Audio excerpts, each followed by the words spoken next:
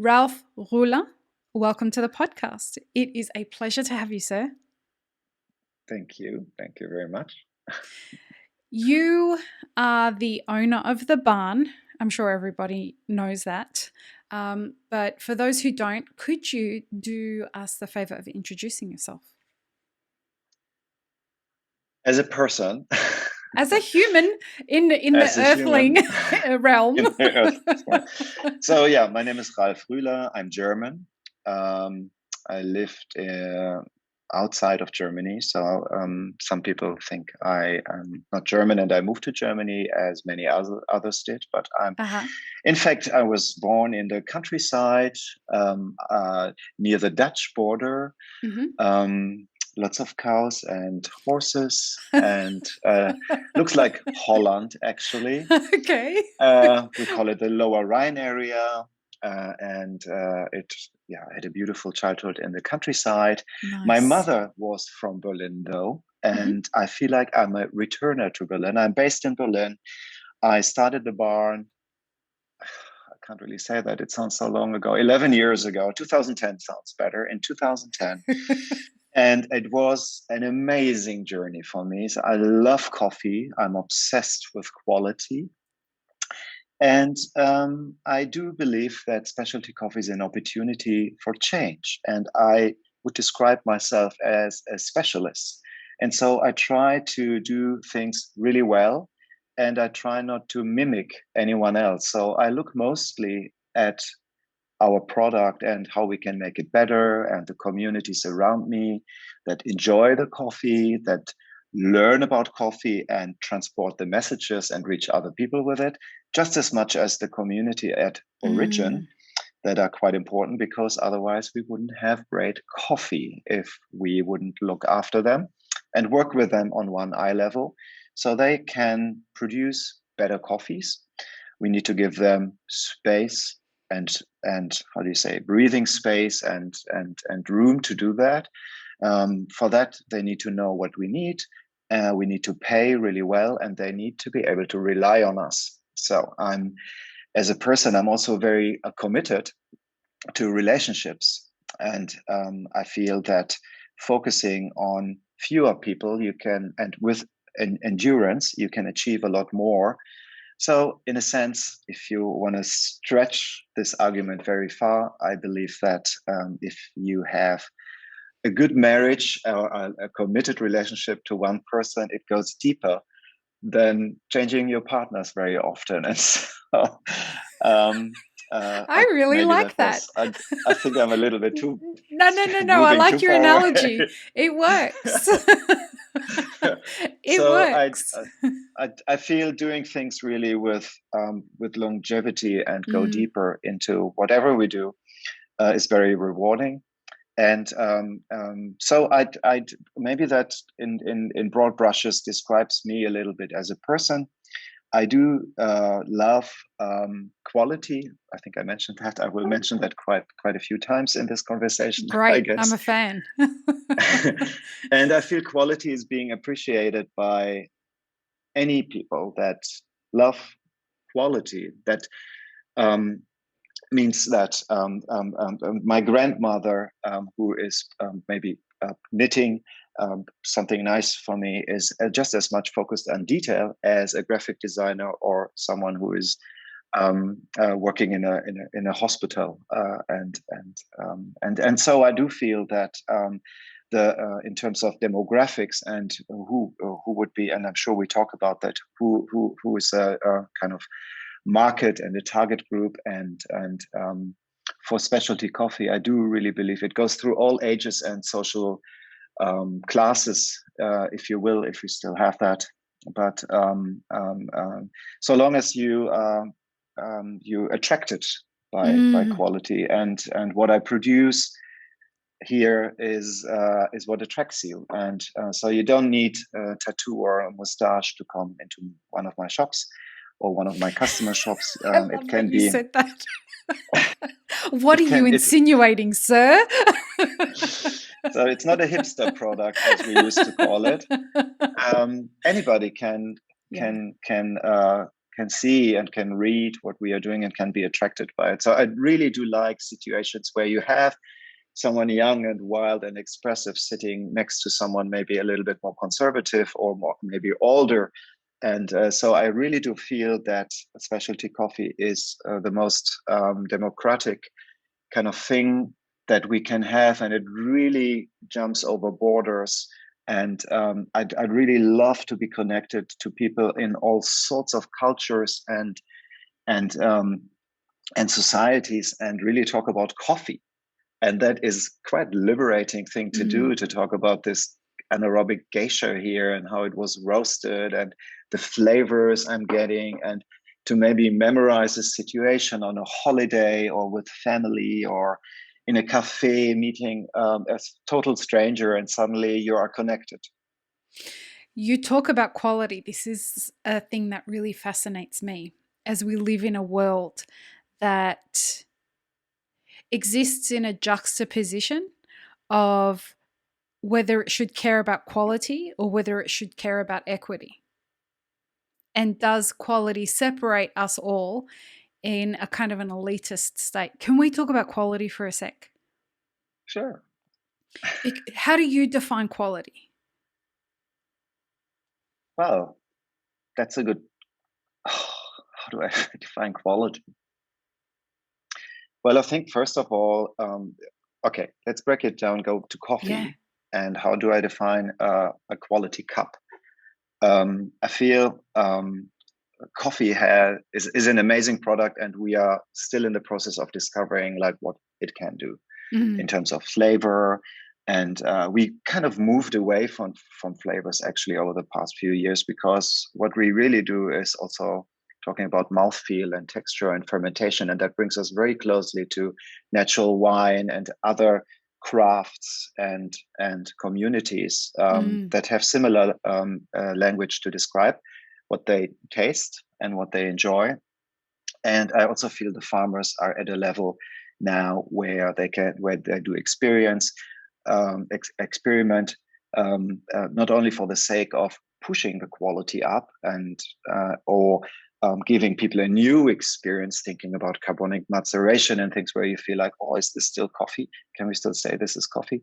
But also maybe to protect their business because of climate change, and they are finding ways. If you think about Panama this year, they had no daylight almost in their season, and so they need to find ways using yeast and extremer fermentation to level up the scoring and the cup experience. And it's a very interesting a question, because in Germany, for instance, people find that if something is labeled organic, then that's quality, because surely Right. it's a better product, better produced, better, it's better for nature. And what we are really missing, and I really have to slow myself down when I get Passionate? I think actually the opposite when I talk about Germans. Not getting too what's the word? Not too negative about my own people. um, I Thinking can't that a wait to label. be in the same city as you. This is our second conversation ever, and I'm excited. I don't drink wine, but when you and I are in a city together, you and I are going to have a glass of wine together, because we are very similar humans. Yeah, because at the end of the day, quality is what you perceive as being good for you, and Right. hopefully better than what you had before. If you want to say that the quality of coffee needs to go up in Germany, that's very easy. But then we need people to understand what we mean, because for them, like the way we are roasting coffee and the way we're presenting coffee is a whole new product category. It's Right. clean flavors. It's maybe crisp and acidic. It can be very sweet, but we take away all the roast flavors. If you think about the sailor in Hamburg with a fresh dark roast coffee coming from the ship and then roasted to death, so it's like really oily and ashy, and but fresh roast. So like, Yeah. and So strong, it must be quality because it was just roasted a Yeah, week ago, yeah, and that's what people perceived as this is what right? how coffee should taste like. And now we give them something that's a lot more, I would say nowadays, a lot more closer to natural wines, with the advantage of not having too much alcohol, no alcohol, and it's clean. It's maybe more like a fruit tea for some people. That Mm, were reactions we had 10 years ago. But really, to have like a clean, like to talk about terroir, and I take you to Costa Rica and to this beautiful Juana shoot that is experimenting with anaerobic coffees. And we have to pull him back and say, like, don't make it too much of cinnamon flavor. We want a little bit of your processing right. flavors in there, but we want to taste your land and your farm and your fruit and your sunshine and your soil. And so we really want to take people to origin and give them a flavor idea for Costa Rica. And then we push them and say, like, oh, this is also Costa Rica, and this is the different varietal. This is Ethiopian Costa Rica, if you will. And so it becomes really colorful, but there is an identity that puts a bracket around it. And I'm drifting right now, but Well, you're not, because that leans into the thing that that made me ask you the question in the first place. When I was living in San Diego, I happened to meet a fellow Australian, and he and I became really great friends. His partner was a local from San Diego who happened to be in the culinary world. But my friend, and shout out to Angelo, um, I just naturally assumed that because he was an Australian who enjoyed coffee, he liked specialty coffee. So I said to him, let's go grab a coffee. And he said, but what kind of coffee do you like? And I said, I like Aussie coffee, specialty coffee. He's like, no, Dal, I prefer, because he's Italian, he said, I prefer the old school Italian kind of coffee. And I said, oh, but, wouldn't you prefer like good specialty coffee? And he said to me, that is my specialty coffee. And so we went down this really fascinating journey about what is something that's specialty and what defines quality. Is it subjective? Is it not subjective? Who am I to tell him that the way that I drink coffee, as in like specialty coffee, sure. is a better quality experience than the illy coffee that he's drinking that was probably roasted 6 to 12 months ago? Yeah. It's a I, really I tot- fascinating discussion. yeah, I totally understand. But now we are talking about personal preferences. And so it's a free world when it comes to taste. And what we there's nothing is free. But The we can qualifier was choose fantastic. when it comes to what our preferences are for what He we says, as drink I'm and in so my on. 14th week of lockdown here in Sydney. Right. It's Oh a free no. world. I feel for you. Oh God. But I It's will, totally fine. which Oh dear. reminds me, I should send you some coffee. I would love some coffee. I'd rather have your coffee for the first time sitting across from you. And by the way, Yeah. Australia Post is so busy that they shut down for a little while just because they were so busy, because that's what I'm happens right. with the post All right. office. It gets too busy, Yeah. let's just close. So it may never get to me. No. We find a little bird that is carrying it. A We'll friend find of mine some is way. trying to go into Australia right now, but I think you have like 3,500 per week that are allowed in. So there's a long queue of passengers Yeah. that are waiting to come back to Australia. Oh yeah. We'll get Oh yeah. there. I'm sure we will get through that. We'll find And something. yes, um, But but that's quality. that's a really good point that you made, because it's the personal preferences, and we can only offer something better, and people Mm. are free to choose if they like it or not. So we are not forcing anybody through our door, and it's totally fine if you like dark roast or syrup or whatever, a coconut milk that's overly sweet and tastes like a melted cornetto ice cream. if that's your thing, for sure. And Your sarcasm is brilliantly German.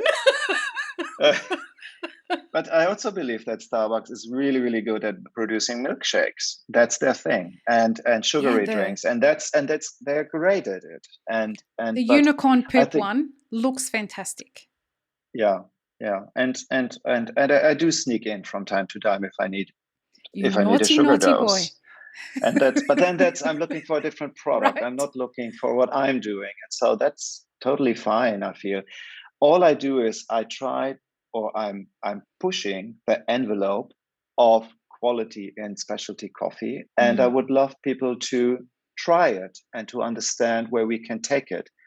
And I think that process is quite important if you perceive yourself as a quality leader and someone or the person that says like, we can do this. We don't have. I was just in Athens, and this is a coffee roasted by an Athens a roastery in Athens, and it's very dark, and I taste roasting, and I feel like that's okay.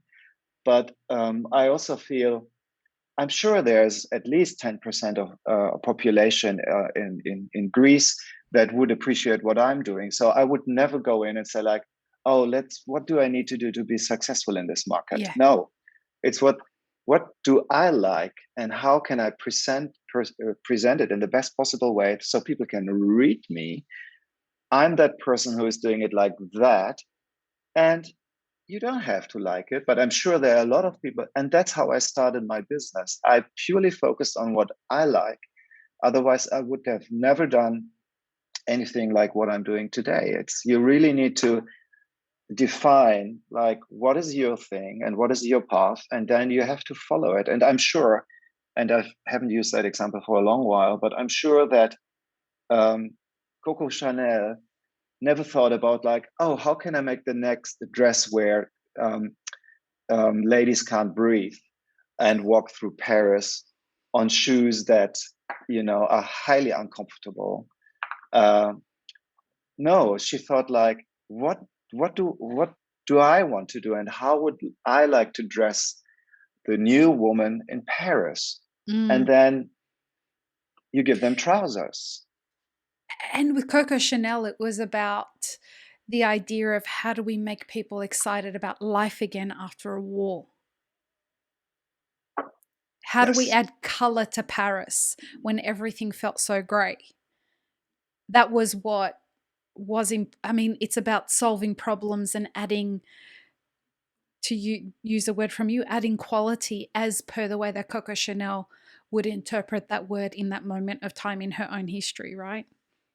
totally. Yes. And I do feel like we need more specialists. We need more people that say like, this is my thing. This is what I push. And that are not looking around and say like, it's so boring, like just to like to fulfill expectations. I feel like this is an opportunity. You are an entrepreneur. You're building your own cafe, and similar to interior. While we are on it, so many people walk in and say like, "Oh, where did you buy this chair?" And "Oh, where did you get this lamp?" And I'm like, "Surely you're in the process of creating your own space at the moment. Do your thing. Do Find your you? own stuff. Yeah. Make it personal, so you're also different from the others." I think London is a good example where you had a period where everything looked like Fernandez and Wells. I'm like, is there only one interior architect in London? Honestly, surely there must be other You and ways I have to spoken about present London. food. Let's not go there. The food presentation is the same, and like so many. I mean, why? Why? I, I don't know. It should, like, people should know like, who am I? What am I doing? Like, they should be attracted by a concept that feels individual, I feel, Why do you you think? know. I mean, I have my own opinions about why that doesn't happen, but why do you believe that people don't dare to be vulnerable enough to show people what their own taste is? I don't know. I mean, I'd, maybe it, maybe, I don't know. I really don't want to say courage comes with maybe certain life experience, or for me, I started very late, and I felt like I don't care what I really don't care. Like I feel I have great taste. Or let's say I enjoy my taste. Mhm. I'm not thinking about like, I wish I had good taste. I feel like very comfortable with myself. And so and I love to walk around, look in other interior concepts, get inspired, and see what other people are doing. I find that really, really exciting. And so I also like the 10 shops I created. I feel like all look different. So it's not a replica of the first one. And I also never changed the first one and said like, oh, we need a makeover, or oh, we need a new cake every week. I still have the same cakes. I added some vegan options Oh, I along love the you. way. Thank you. So I extended my repertoire, but I still have like the first cakes were the cakes that my mother baked, and I took her Wow. recipes, and we still have them. And I feel like it's great to go back to something where I feel like, oh, I was there 5 years ago. I hope it's still there. They had this amazing carrot cake, and so it's still there, and I feel like I love that about London. And I love London because I also lived there for 10 years. But like that fish and chip shop on the corner with the green tiling, you feel like The there's still a nostalgia. queue. They shout at you, and they have just a few products, and they make them really, really well. And like, I love that. It's the fact that they can get away with doing all that stuff because they have the quality. But you don't get away with being an asshole to people if you don't have the quality to back it up, though, right? Yeah, it's part of the culture. Like a taxi driver in Berlin Yeah. has to be rude. You know, it's so interesting to That's a listen, word. and then you want to pay with a card. Of course, the machine is broken accidentally. Oh, no battery. And it's like, yeah, why don't you say on your car, I only take cash? You're right. Like most of the restaurants in Berlin, because they don't want to pay tax. No, it's yeah. As we talk about freedom again. Yeah, yeah, yeah. But The go yeah. ahead. No, I just wanted to explore a little bit more, but I'm so happy at least that there were quite a few positives in the pandemic. Yeah. Also, community things that were very, very positive, where we helped each other and be more aware of each other.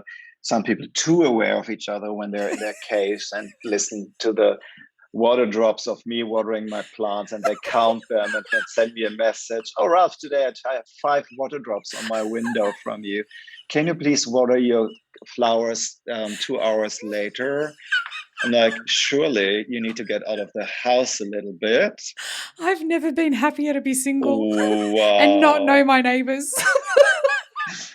So it's like, that was an interesting, like, okay, you've been That's a in your real room for too story. long. Yeah. But get out, come to my coffee shop, and talk to me. Wow. And so, like, but of course, also, we are a lot more aware of like people need more help and communities and things like Yeah. that. I think that's a positive. But also, one of the main positives for me is like, Germans suddenly learned how to use their credit card and electronic payment, and that's really cool for me. It's so just do it with your iPhone, and everybody's posting anyway. So all this like data protection, Yeah. in I find in Germany, it's kind of like I do understand the fundamentals Privacy. behind that, but yeah, we do so many things that are like the opposite, and I feel like dropping cash is really, really helpful for a coffee shop. Like for us, we stopped 2 years ago, and it was a big thing saying like, oh, we can't have a coffee anymore now, the state is controlling our eating, how we're drinking coffee. And I'm like, you're posting on Instagram what pictures I would never put online, and then you don't want anybody to know that you're buying a flat white at the bar. That's funny. It's funny. I'm So laughing because it's so ridiculous. They'll tell you their and whole I life don't. story online and a selfie every 15 minutes. But I want to protect my data privacy and I'm not going to pay by card. What? Yeah, I know. And like we had like before we stopped, we had one person just running around all day, giving coins to the shops, collecting money. The banks didn't want to take it.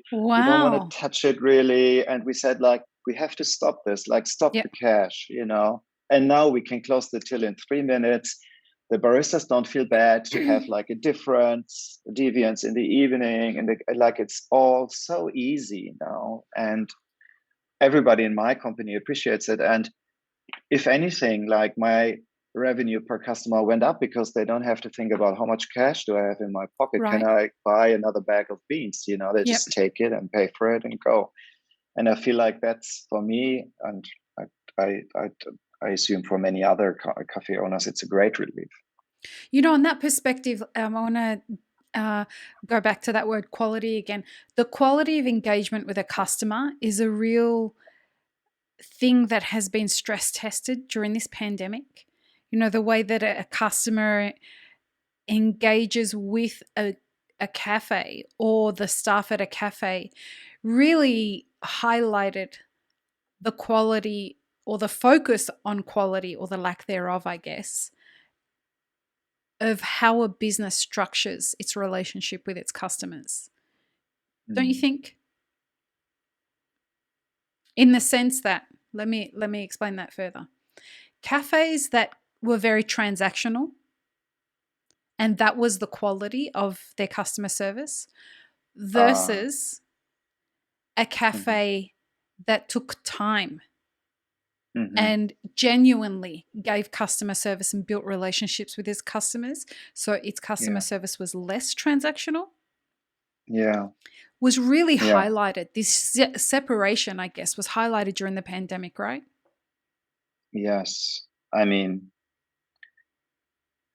that's a tricky one because, like, I really want to be faster because we're Right. not known for, and I, but I think we are working on a different quality. We train our people a lot, and people move to Berlin to work at the barn because they know we give them a learning curve. You know, it's a journey for them. They get Uh an huh. empty book. I have one here. Yeah, please. I'd We love to have see it. we have so no, I mean it's really just It's just a book. an empty. It's just empty, and they need to fill it. All of our staff need to fill it with. It will be their coffee book. So every week they need to write a chapter about a coffee they experienced, Wow. and flavors, and learn more and write it down. And that's before pandemic. But we want to bring it back and then meet regularly and talk about that coffee from Costa Rica, for instance, and so they learning also by writing things down and to keep it interactive, but also to keep it personal. And so that's really one of the big pluses, I think, is and what as you grow, obviously, also you need to build a system around it. We have a training center, and we our concept is a communicative concept. We exchange information without lecturing. I think that's the art of How do just you do that? casually. I mean, it's there is no kind of textbook for it, but I think we are giving our staff confidence to talk about anaerobic from Costa Rica without having like a 10-minute speech and make our customers feel uncomfortable, starting with sharing just one or two flavors and to mention the name. And then next time the customer comes back, talking about maybe how it's dried or what it does to, and so on and so on. And but for that, our staff needs to know and needs to understand. And it's quite tricky because they come. We have 25 nationalities under one roof. Now Wow. that sounds like a huge company, but there's like really people come from everywhere, and I have great examples of people that I met on trips, and then suddenly they work for me, and they move here to be part of the mission of really pushing the awareness for Mm. quality and for flavor and for great coffees and for particular farms, and really to take people on a journey and for them to learn and to work with great coffees that they are really proud of.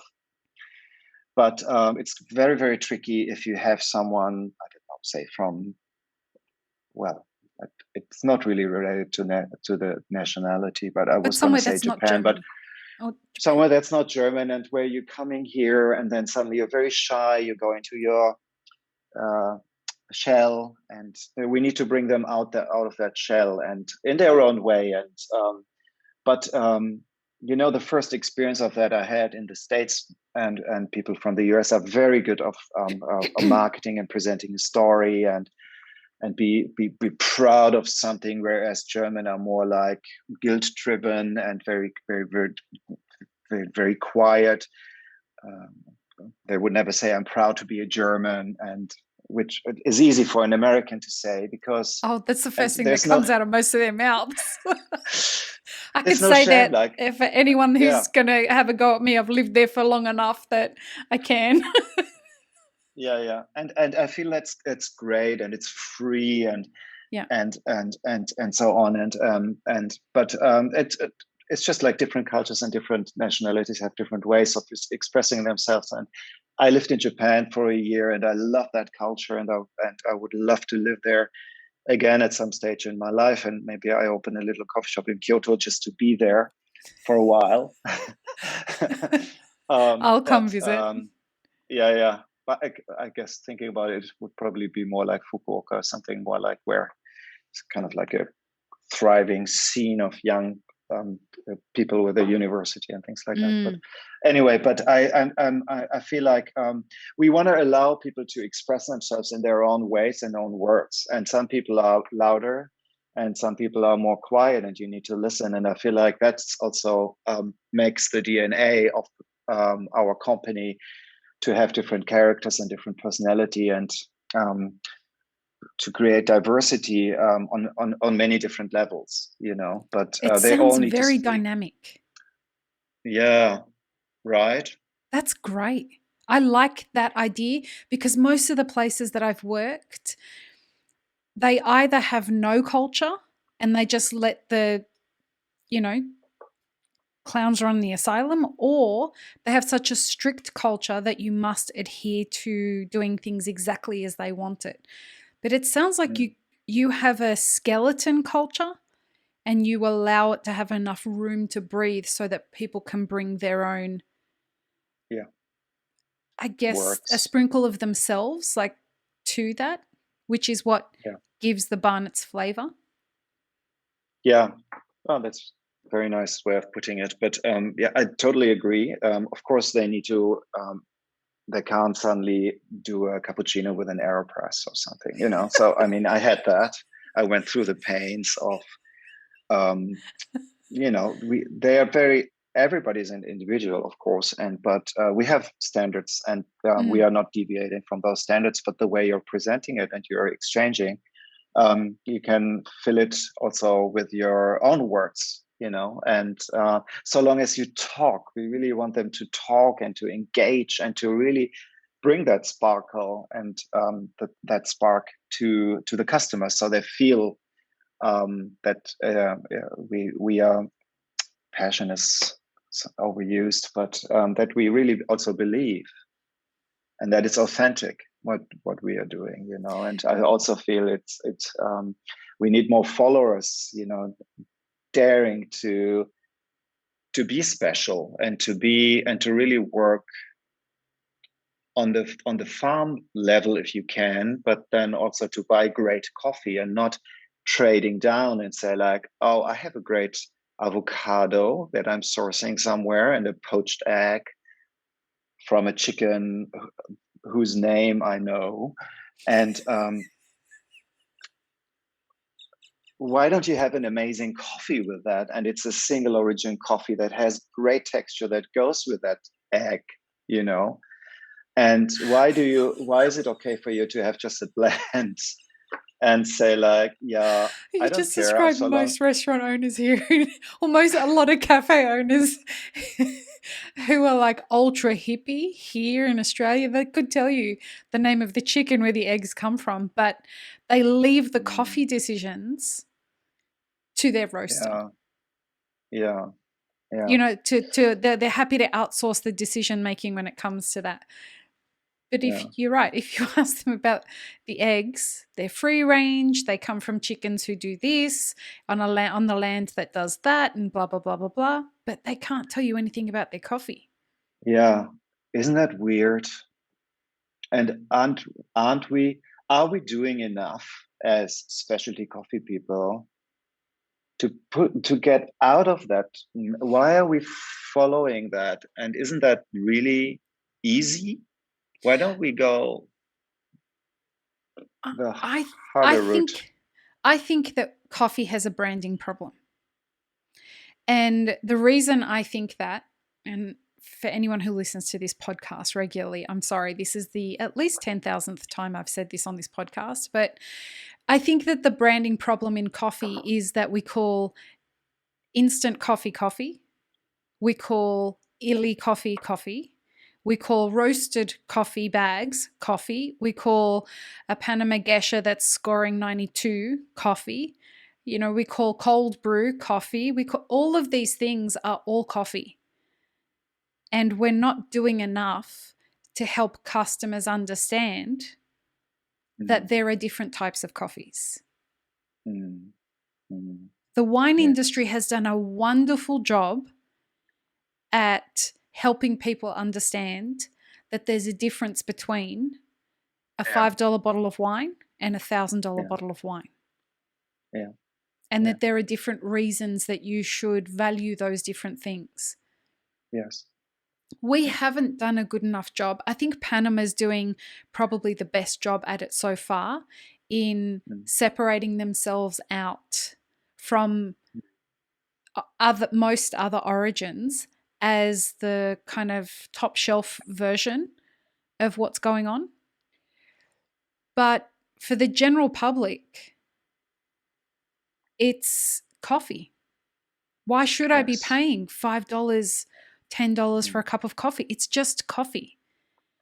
And that's where I think we miss the mark. Yeah. And I that's my concept. And I really just drawing really, really deep in my box of vintage memories.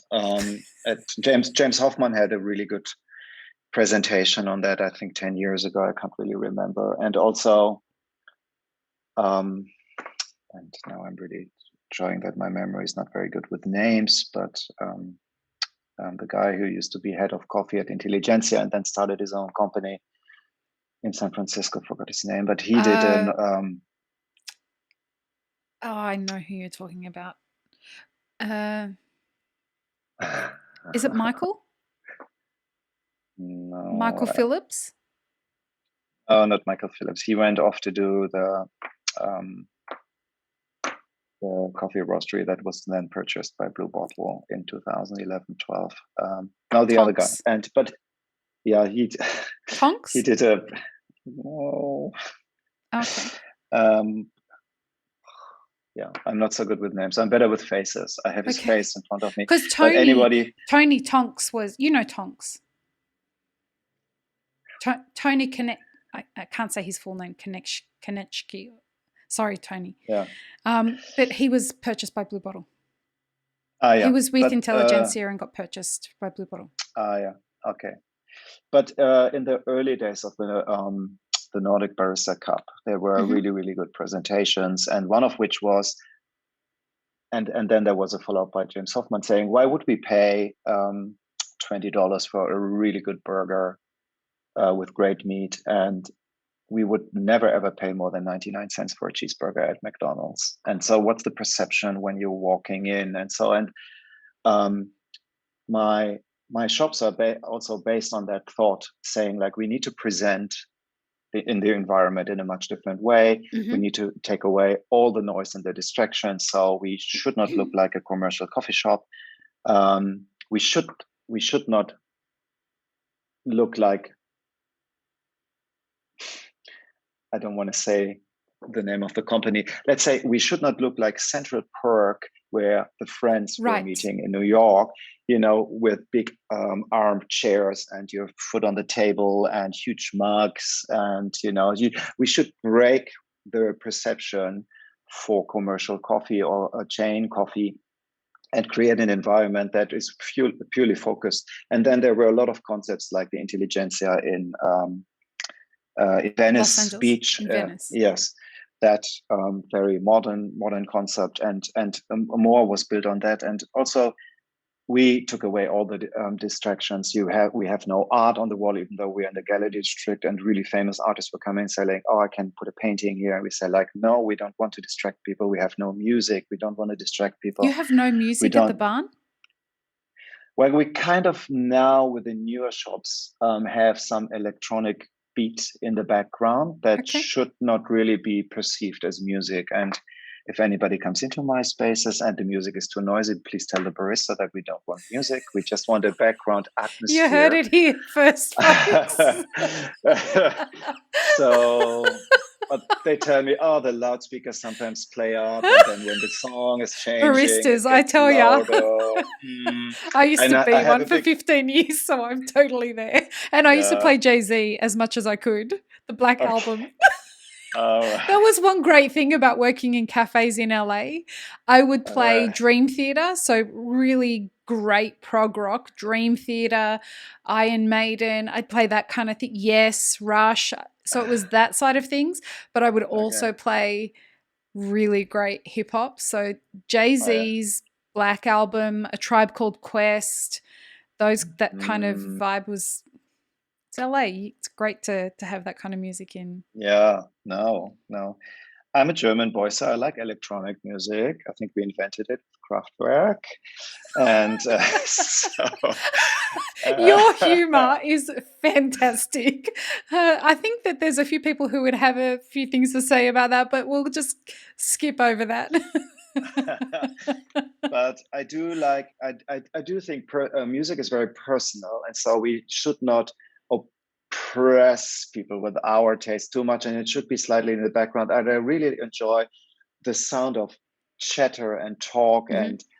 and this the sound of Okay. work at a bar, and that's more where we feel like we really want people to focus on their coffee or on the communication, and that's also why we started initially saying no laptops. Of course, there is a point where you can't say no to rock and roll any longer, and it's just part of our lives to be in cyberspace and Right. not in this space. But a lot of people respected us for the fact that we say, like, why don't you take a break for a moment and you just enjoy the coffee, and maybe you want to read a newspaper or a book, or you talk to the barista, or you're flirting with someone in real life, for Fancy God's that. sakes, and not. People communicating and connecting with each other. Yeah, isn't that a great thing to hear It's a a novel concept. voice? Yeah. And we still have it. And we say, like, look, we have certain zones where you should use your electronic devices. And there are certain zones, like the front row in the window of the roastery, the old roastery, where we don't have it, please. Yeah. And when people walk by, it shouldn't look like an internet cafe where you can't go in with a friend talking about something very personal, because everybody around you is kind of listening to you, busy working at their Hmm. laptops. So we really wanted that culture back of human exchange here and not in cyberspace. And so there were quite a few things where we felt like, let's do this and let's be stricter with the interior. Take away the noise and the distractions, and focus on pure coffee, and focus on hand brewed coffees, and focus on black coffees, which, by the way, are the best vegan product in the world. We don't have to think about adding things to make it Right. taste better, because it already tastes amazing, and only we have that. Might add clean flavors that are tasting like peach juice, and having it brewed in front of you with a few words about the farm and the flavors and maybe the processing, um, would people that come to us would not dare to ask for milk, because they are part of that process, intense process of brewing it, and they want to taste that, because we've talked about the flavors and the farmers work on those coffees. And then take your coffee, enjoy it, slow down with it, and think about Ethiopia for a moment. It Like, sounds like what you're creating is, excuse me, what we would love to see happen in more coffee spaces, which is a connection. And I deeply believe that a lot of people who work in specialty coffee industry are striving to create this. It's a connection between you and the cup that you're experiencing. It's Yeah. not just this thing that you're doing as a byproduct of answering your emails on your phone or working on your book while you're, sitting there on your laptop or while you're having a chat with a friend. It's not you are inviting people, from what it sounds like, to build a relationship with their coffee. Yeah, and there should there should be a sensory memory, that even if I have to say it like, look, this is nano chala from Ethiopia. It tastes like nectarine with vanilla, and has a very nice jasmine finish. And you take that, and when you're enjoying it, you go like, oh, actually, yeah, this is peachy. This is really nice. And then they will ask for nano chala. And then it's out of season, of course, because we don't want Ethiopian coffees in March. Maybe next year, because there probably won't be Ethiopian coffees in March, and given the crisis. Mm. But then again, we also have the farmers are working a lot better, and we have a better shelf life for our coffees. But there is seasonality, and I'm a big advocate of not eating strawberries in wintertime. I want to eat them in summer when they are fresh, and I don't want them from another country, that's producing them for me. So we want people to be excited in May when Ethiopia arrives, and then we want to stop that excitement at the end of the year, and they should wait, and then they should ask for Nanochala. When is it back again? I love this coffee. It was so good. I had these nectarine notes. Do you have it? And so this is when we are like full score, and then they talk to their friends about it. This is the coffee shop where you can't have milk in your filter coffees. Oh, really? I should go. Yeah, they're amazing. Da-di-da. We want to be known for that. First and foremost, we want people to be addicted to the flavors they're enjoying at our space, and not addicted to the barista that may work at another coffee shop in 2 months' time because it's closer to their homes, and we want really people to connect to the quality we are delivering. What do you say to the people who are listening that are saying, fuck that, it sounds elitist? What's wrong with being elitist? Define being elitist. Does it mean not everybody can afford it? No. Does it mean I have a very specific taste? I don't know. I would say, like, don't forget, more than 80% of our drinks are a flat white, a latte, or a cappuccino. Right. And it tastes amazing, no matter how much it's very approachable. Mm-hmm. I would also add that a lot of people are ordering flat white because they find saying it very fashionable. And they would probably enjoy a double shot cappuccino just as much. So, and that's okay. It tastes great. We have amazing milk. We now also have plant-based milk. We were waiting 8 years to do that. We said no until we found a producer where it didn't taste like porridge or melted cornetto ice cream, where we could taste the coffee. And that's our decision. We need to taste. We are serving coffees in a specific way. We don't do extra hot. We don't do large Americanos that taste like water with coffee flavor. We don't do splash of cold milk. We don't. Yeah, there are very few restrictions we are having, but we are very specific about presenting a coffee in a way so it tastes at its best. So it sounds as though, rather than elitism, I'm not giving you an out here. For anyone who's thinking that I'm giving Ralf an out here, I'm not. I'm exploring the philosophy behind. I'm trying to understand your selling philosophy. I'm fascinated. In all the business coaching that I do, we talk a lot about a business's buying philosophy and their selling philosophy. And it sounds as though a core value of your selling philosophy is authenticity rather than elitism. You want people to experience this product unbastardized. for so sure. so that they and I can understand why people might perceive that as elitism, but I really don't. From this conversation, I don't see it as elitism. I see it as you being unashamed to say, we go to a lot of trouble to be very clear about our buying philosophy. When we buy the products that we sell here, we don't just buy the cheapest thing or buy what we can afford or buy what's on offer. We go look for the product that we want to offer you. And so, therefore, we're going to present you that product in the best possible way it can be presented. And we're going to give you that experience. It reminds me a lot of what Rene Redzepi does. Yeah. Wow. That's an honor to place that name. But while you talked, I thought, like, if elitist means being a specialist, if that's the word you're using for someone that is a specialist that doesn't have something that you would like to enjoy right now, Mm-hmm. I don't know. I would just say, like, the world is diverse and there are people that have this product. Mm-hmm. And I'm not saying a higher product, I say a different product Yeah, for you. And it's not what you like. That's totally fine. right.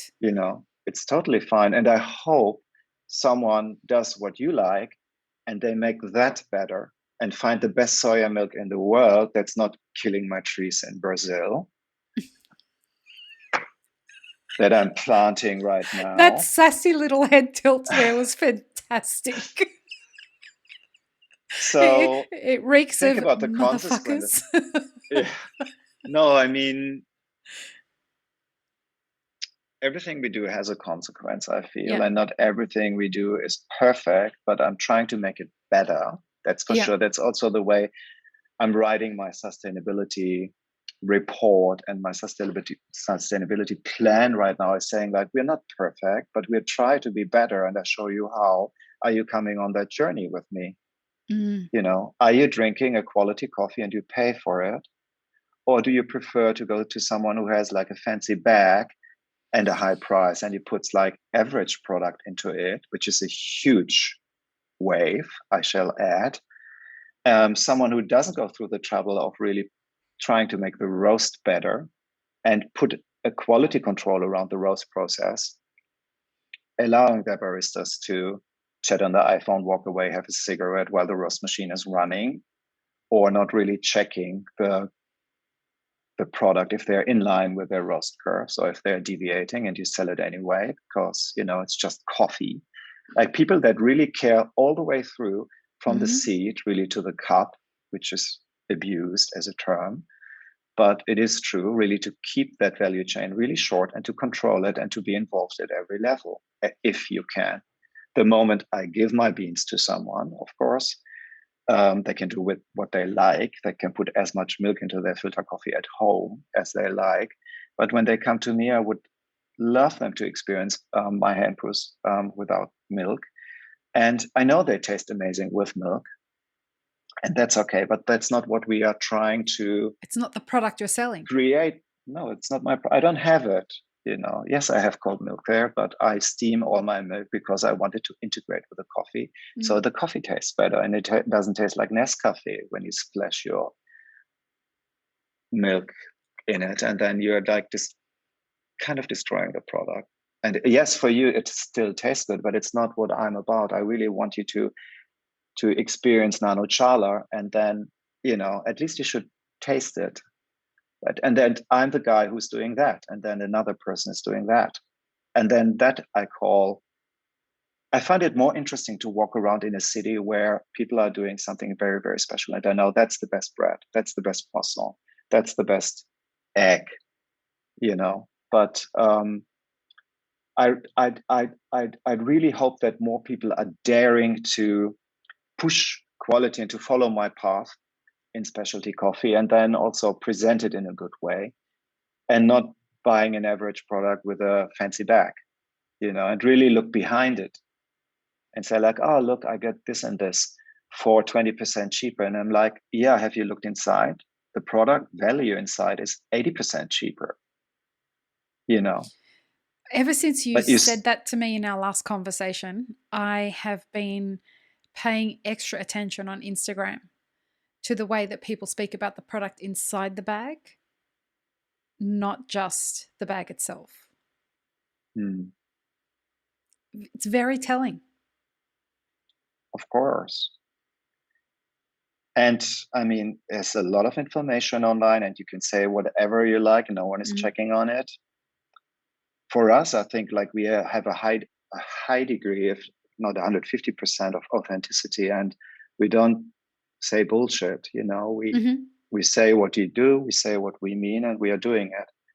And also, yeah, everybody makes mistakes, and then you're admitting it, and you move forward. Not all of our staff is highly trained at the moment. They're all new. We're coming out of a pandemic, and we're trying to find people. Everybody's battling with finding labor at the moment. A lot of restaurants are only opening. It's a problem. It's worldwide. It's that's tricky, but we like our head like leading people are working their asses off on bar to work aside of other people that we hired to bring them up to speed as quickly as possible. But right now it's a little bit rough. But the coffees are great. The product, the sourcing, the farming, the roasting is 100% controlled. And right now we are working on reopening the shops and try to make people better baristas and better coffee people too, because they are my mouth. You know, they are the last and that are producing. And we know all of them are capable of pulling great shots and producing a great drink. But now also we need them to tell the farm story and to start engaging again. And that's not easy right now. But no. Speaking of farm stories, we definitely have to give a shout out to our mutual friend who is the person who connected us, right? Yeah, Felipe. Big shout out to Felipe, because I definitely can see why you two are such good friends. He and you have, Felipe and I are great friends. You and Felipe are great friends. And it's this kind of chase for excellence that we both, like both of us, have in common with him. You know, it's this idea of I want to be the best version of whatever I do that I can be. And Felipe is also uncompromising on that. He's constantly striving, which makes sense when you look at your buying philosophy, why you would be connected with a producer like Felipe. Yes. And it's also, he's a center of competence and he makes other farmers better. And I would also love other people to push their quality up. And I do also strongly believe that happened in Berlin, for example, and in other places, you know. It's just being in Athens, you know, I had drinks. I had a long night with a big crowd of baristas and roasters, and they all said that they really use us as a reference to be better and clearer and so on. And I encourage them not to trace down in quality and say like, oh, I need volume and so on. You know, I hear that often. They say, oh yeah, we don't have the people to buy it at that price and da da da da. But surely you can lead up. You don't need to go down to where everything is. And often I use that example of one of my customers in Romania, which is not a country of very high income, but it's like one of my also most enjoyable customer. Anka has Beans and Dots, and she's a shining icon for quality, and she's not cutting back on anything. She is doing purely the barn, and she believes in that, and that's why people come to her. And she's busy, you know. And she's also finding smart ways of going through the pandemic. She created Coffee for Hospital, and she bought my stock when everything was on hold, where I was fearing aging of stock. And she took a lot of that, and she got sponsors, corporate sponsors, paying for coffee that she bought from me at full price, and it was donated to hospitals. So the nurses and doctors had coffee for their double shifts, and that kept them caffeinated. Amazing. that's great. And that you Yes. find inventive people and inventive ways, and make waves and find your own way, and not don't use excuses, try to be different. And I feel like a clear identity is so, so important. And Felipe and Faf and Marcos, the father, and Sylvia, the mother, they came back from Chicago in the early 2000s, and Felipe's mother said, fuck it, I'm going organic. I don't Yeah. care if I go down with this. And she is the most inspiring person like I've have met. Like, she is so clear of what she's doing, the food she's serving, the cow project that she's having, what she's doing at the farm is like insane. And Filippo, of course, has this like in his DNA all Mm. the way through, and he's pushing it. And they have so many farmers. I don't know the number at the moment, but it was at least 70 in the Sao Paulo region. I'm sure it's like more than 100 right now that is like following Felipe's path. And they are like, sharing their knowledge, and they're connecting their farmers to international roasters like they did with me. I have at least 5 farms that I regularly buy from, and we have sustainability projects that we don't talk about enough. We did water recycling facilities on farms, so that the farmer at the top is not how do you say, like spoiling the water for the person at the lower level Degrading. of the mountain. And now a lot of people are doing that, and that was a brainchild of Faf, and we did we put money in to make that happen. And so that's not only the processing of coffee and making it better, but also the circumstances for the people around it. And when you hear Felipe and also his father talk about, there should be an S label like Superman, it shouldn't be like organic, but sustainability, you can't use that word anymore. No No, one it's can been hear it. bastardized. It's, yeah. But sustainability is about, the cup quality first Yeah. and foremost, and then it's pristine forest, and then it's the wildlife and how you treat your labor, health and schooling, and organizing the farm, processing, and also try to be as organic as possible. We all know that being purely organic is very Tough. dangerous, and in some countries it's impossible. Mm. But do things in moderation, be in balance with nature. Whenever I go to a farm, the first thing I do is I smell the soil, and then Mm. is it dust? Does it like a vampire in the sunlight? Is it falling, or is there like worms inside and it's smelling like earth? And then that's the first signal that something good is happening here, and there will be good coffee coming out at the other end. And now we are looking at ways of making it more organic. But I don't give a shit about the label. We don't put organic on our bags. And then that's the reason why we can't sell to organic markets that require the label. We have a Right. lot of coffees that are certified organic, and we don't want to discriminate the others next to them that Right. are just as good, and they may be organic, but they don't have a license or whatever you call Mm-hmm. that. Yeah. But then they're all great, and they're coming from great farming that are working on being more sustainable, and that are delivering fantastic flavor. We have organic markets. One is called LPG. I don't even know what that means, but LPG is the organic market. and and I go in and I'm like, what? 18 euros a kilo of organic coffee?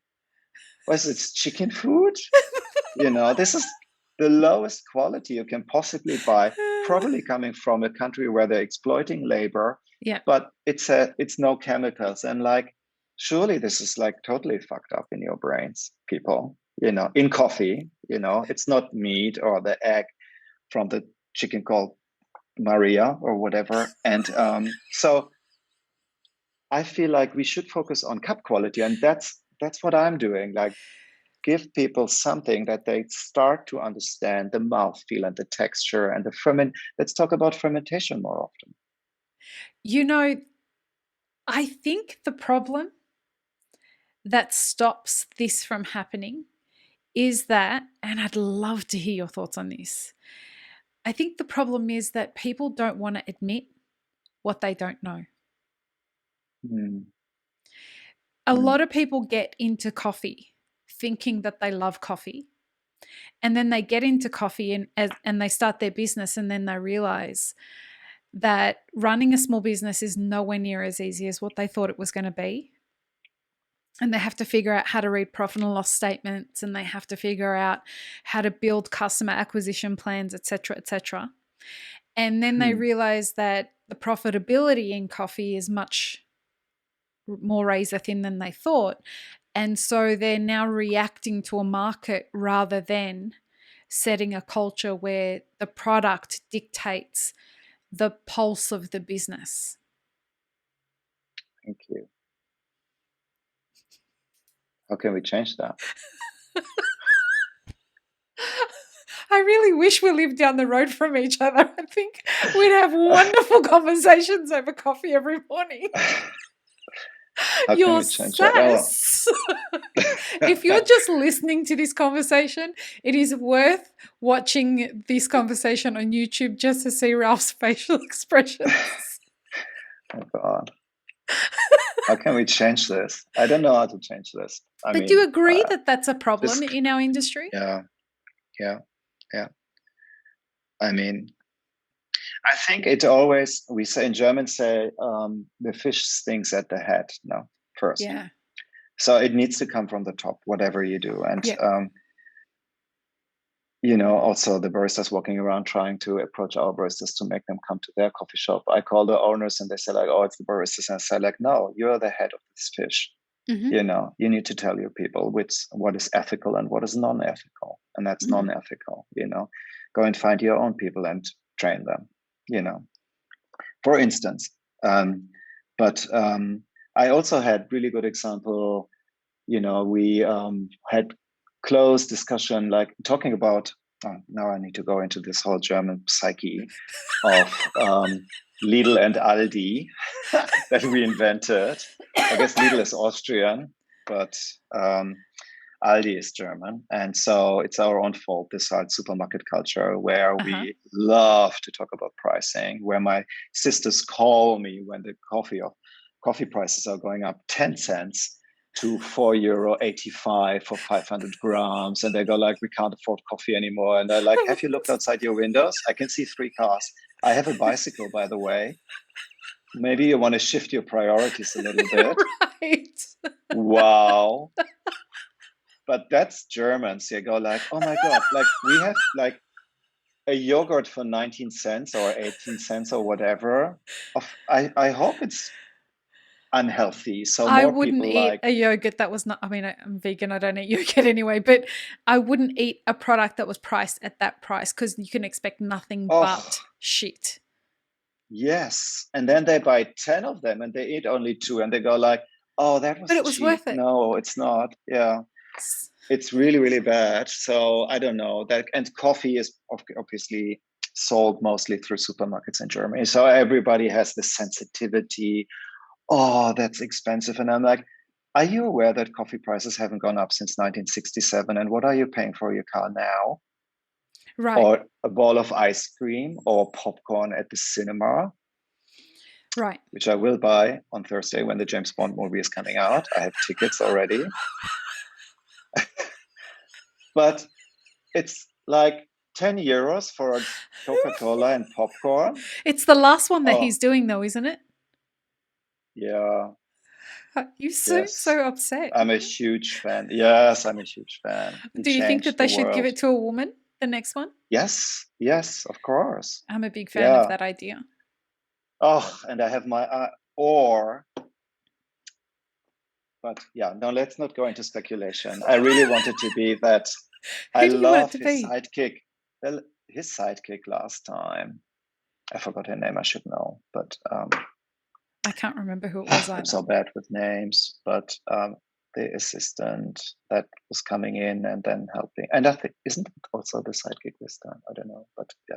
Anyway, she's amazing and British. And I think it needs to stay British, if I can say that.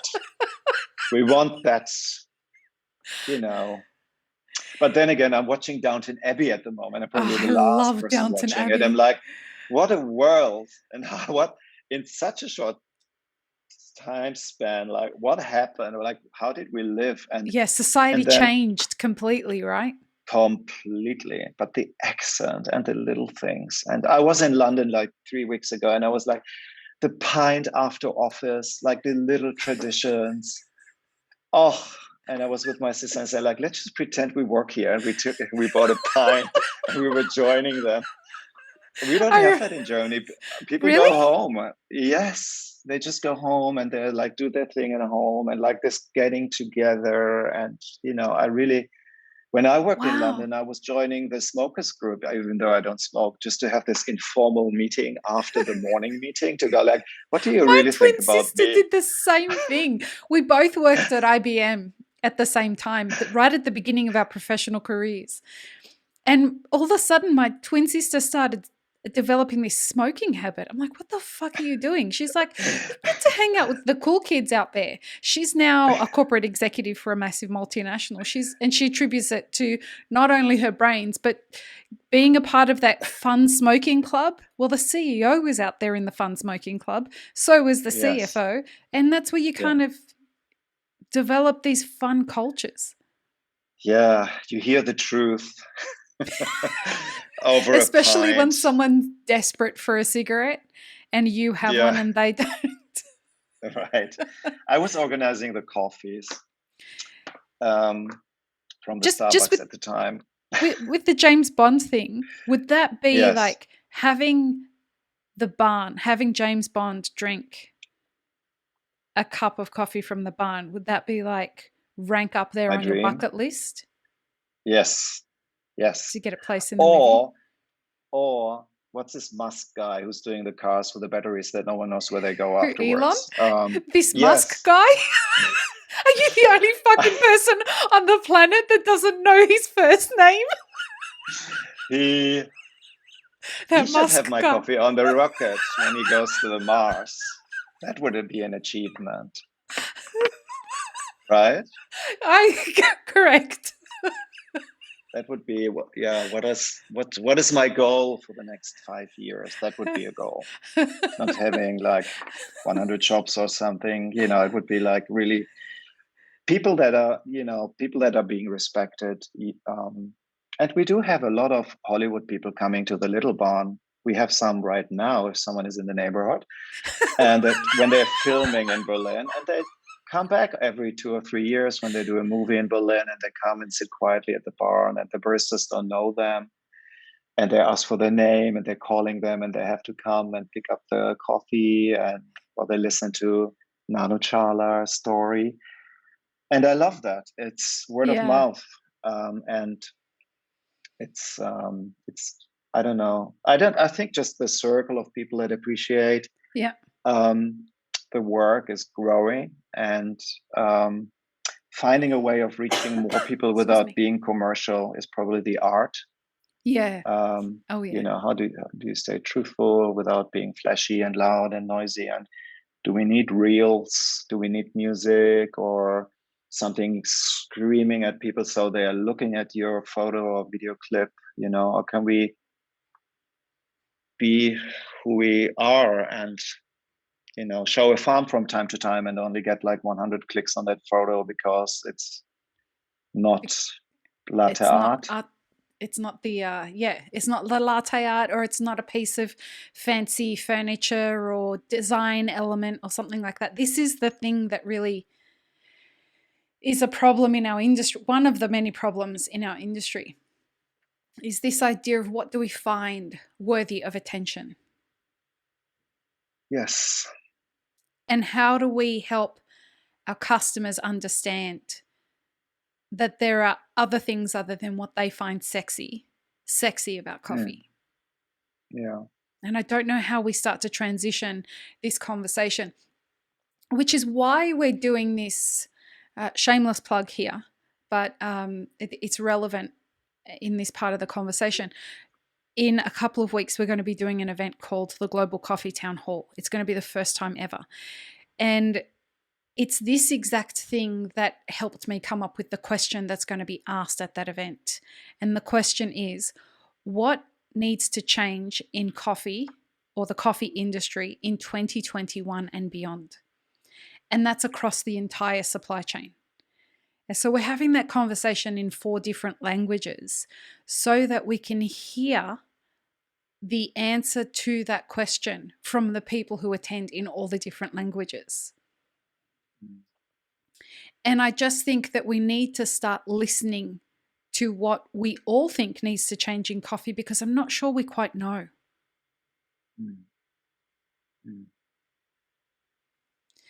What do you think needs to change? Being somebody who has stores in a number of different countries and you supply coffee to many countries, what do you think needs to change in coffee in 2021 and beyond? Yeah, all of what we discussed. I think we need more people daring to push awareness for quality and for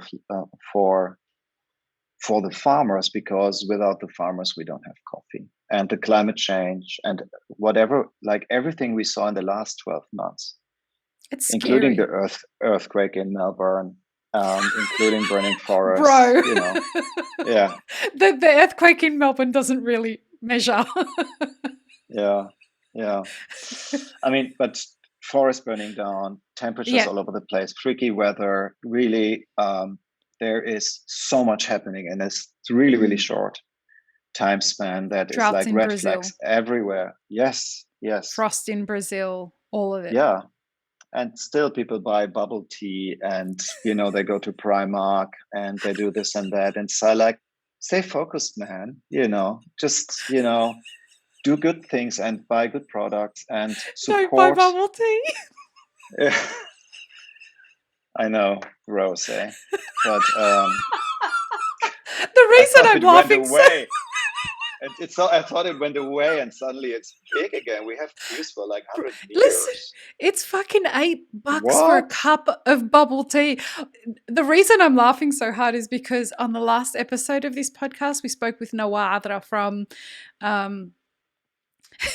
from Echo Coffee. I have to connect the two of you. I think you two would be fast friends. But we were talking about bubble tea and how he called me one day. He's like, can you fucking believe they're charging $8 for bubble tea and we can't convince people to spend $5 for a cup of coffee? Right. He said there's something so wrong about this. Yeah. But hey, there's hope. I can tell you that I have many customers across the globe that are with us. I have the Rubber and Road in Hell's Kitchen, a bicycle shop that I am immensely proud of. That are having a coffee flight today for $25 using Geisha, and people coming across road. The trainers of Intelligentsia in New York came by to see what they're doing, because everybody talks about their single origin hand brews with amazing texture. To check out, like, wow, someone is not cutting down prices like Blue Bottle at the moment. Saying like, oh, we need to be cheaper. Why? You can have a range, of course. Right. But you should also push up and have something. And in the pandemic, by the way, our most expensive and high scoring coffees sold the best and the most. Really? People develop a clear appetite for quality. Yes, for sure. My most expensive coffees, or let's say my highest priced coffees on my web shop, are my best sellers. And because people come to me for that extra quality and they're willing to pay up.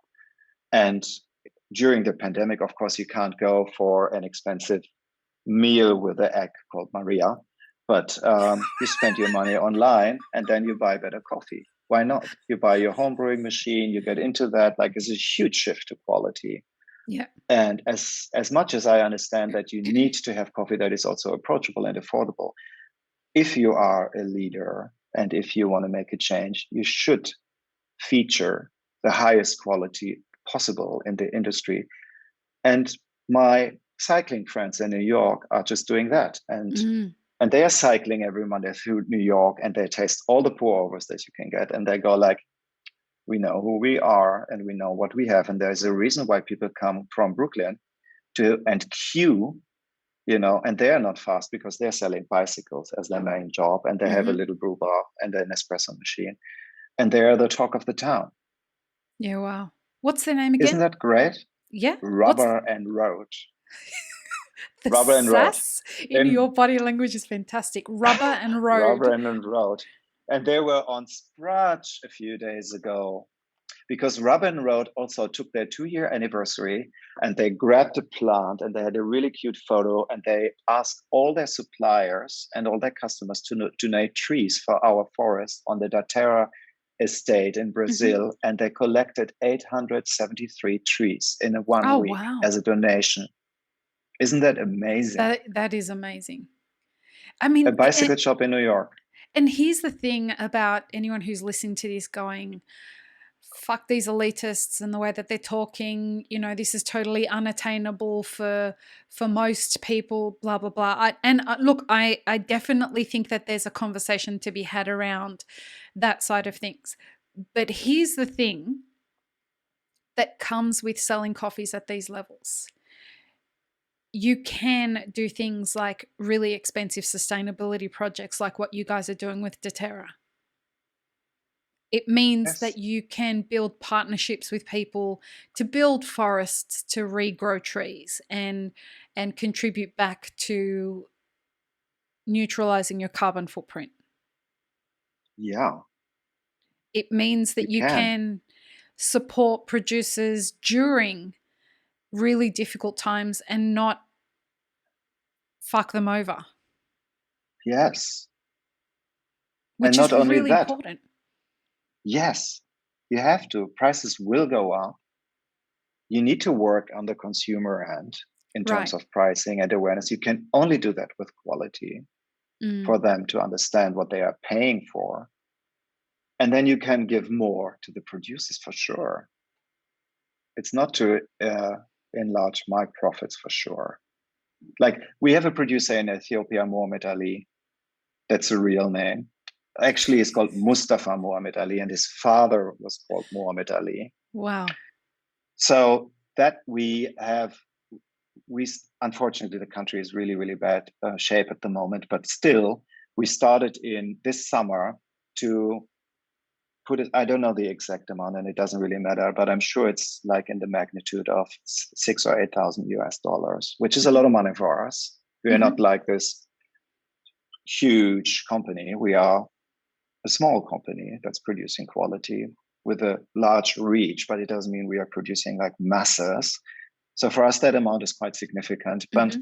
we have a very clear 3-pillar sustainability project at farm level with him. Part of the amount is going to making the farm more environmental friendly, Mm-hmm. remove all the plastic. But then if you remove the plastic, you need to find out where to put that plastic because Right. there's no recycling industry in Ethiopia. Even though I get like a little fit when I go to the farm and they go like, I'm only leaving when you pick up all this trash, and then everybody's picking it up and they look at me and say like, so where do we put it now? And like, I Right. can't put it in my luggage. Yeah. They probably burn it. So we need to find a way Yeah. of not doing that. And then part of the Solutions. amount goes, yeah, and then feeding the workers and building houses and things like that. And then another part is, of course, going then into processing to make the product better because I need a better product to charge more. And we do that just and then not by transferring the money. We pay more for the coffee and at the same time ask to push the quality. So that's a really simple way of doing it without saying like, "Oh, I can't afford it." Yes, you can. You know what it sounds like? It sounds as though you're taking responsibility for the way that you participate in the supply chain. You're not just kind of dipping into the supply chain and taking what you need and fucking off and selling your product to your consumer. What you're saying is, I'm going to be a part of this part of the supply chain, and I'm really going to be a part of it. Like I'm going to be a part of what the problems are and finding a way to solve that so that, that saying, rising tides lift all ships. You want to be a conscious contributor to your whole value chain.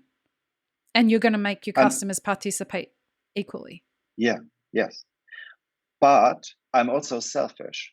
I really want the best coffee I can get from them.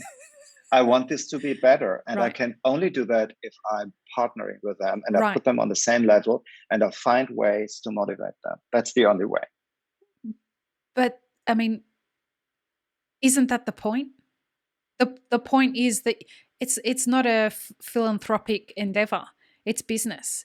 And this is when people say, like, you know, being in business is capitalism is horrible and we've got to bring it all down, etc., etc. Capitalism, there's different ways of being capitalistic, and you can be a conscious capitalist. You can make sure that when you engage in a capitalistic system that you get as much out of it as you give to it, and that every stakeholder wins. That's our tagline at Mapper Forward is conspiring to each other's success.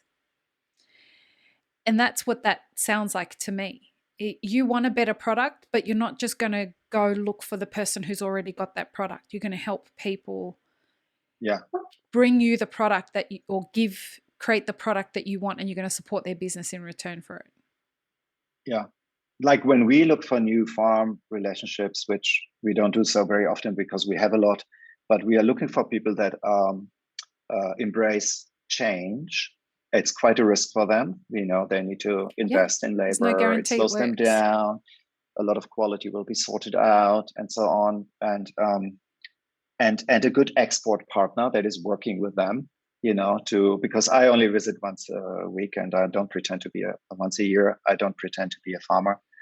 But the exporter is the person who is giving the agronomist, like Philippe, you know, the knowledge, the seedlings, the financing, and so on, and helping them through hard times.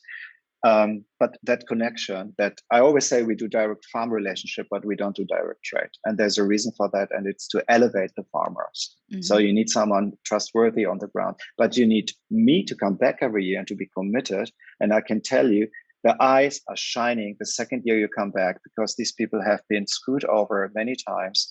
And I'm not the one who's traveling to Origin like a coffee tourist, and I'm looking for the best in season, like a bridal show, like who's the prettiest girl this season I can dance with. You sound so Arab. You need to connect to a person and build a real relationship. Yeah. And then that carries you. And then you have better or for worse. It's tango. You get setbacks. You push again. You try again. You have a bad year.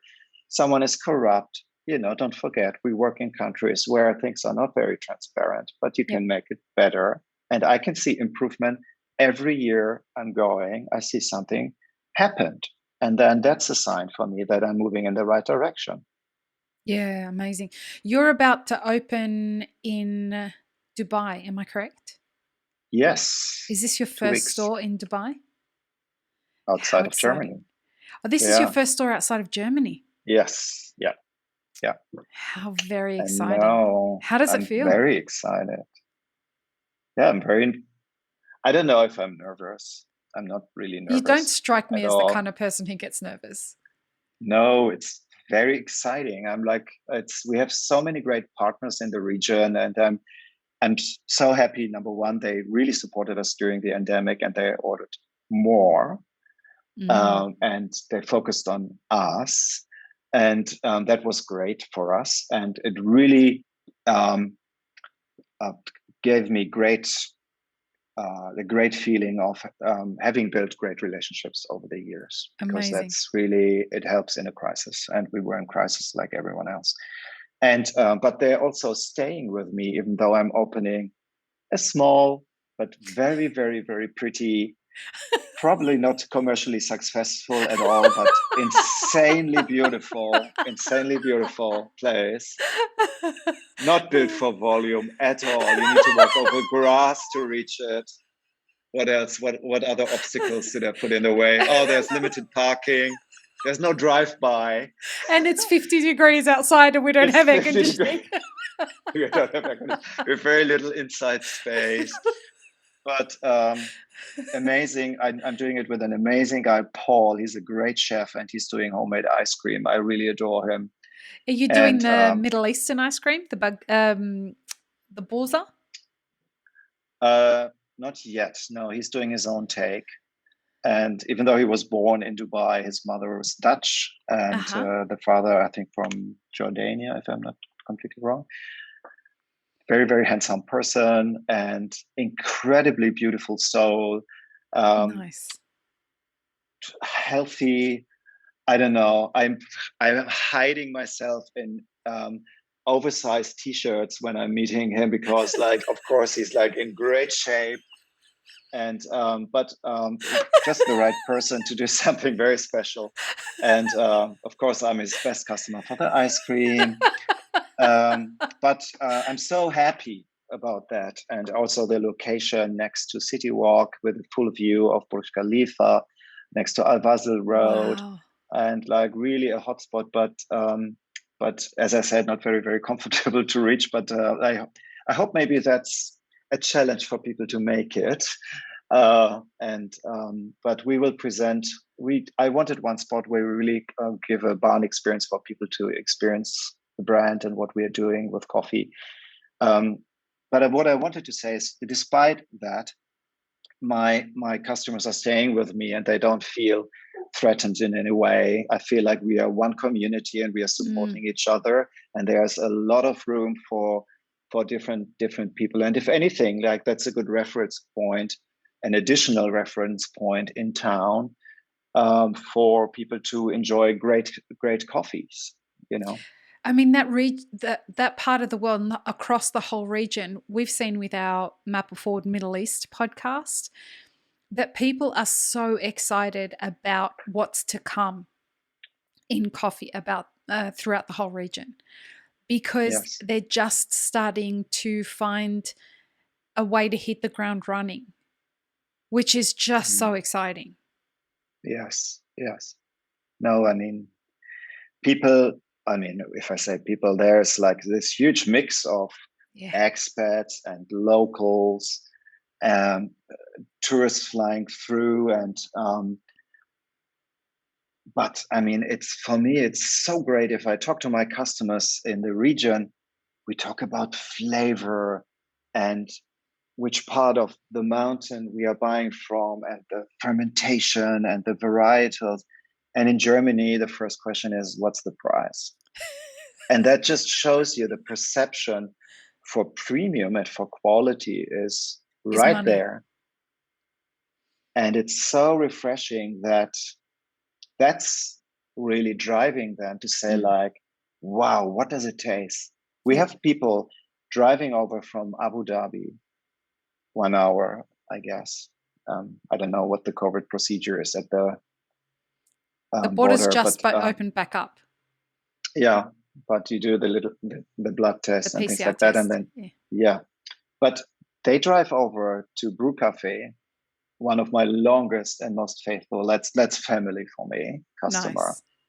And he now created in the pandemic also like a hole in the wall where people can drive by and pick up their V60. His best-selling product is a V60. Can you imagine that in a region where people say if you don't have a Spanish latte, your business will die? Right.